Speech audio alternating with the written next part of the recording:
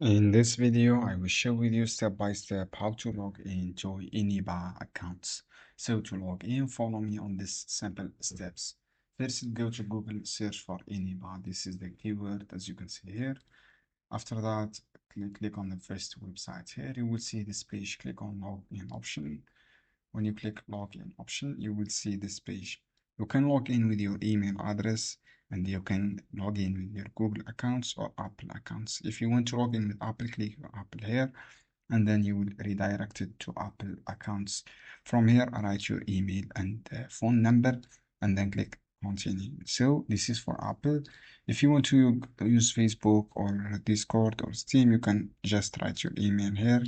If you want to log in with Google, click on your Google accounts from here, and then you can log in successfully without any problem. If you forget password, just click forget password, write your email and password here. I hope this guide helpful for you. See you on another video.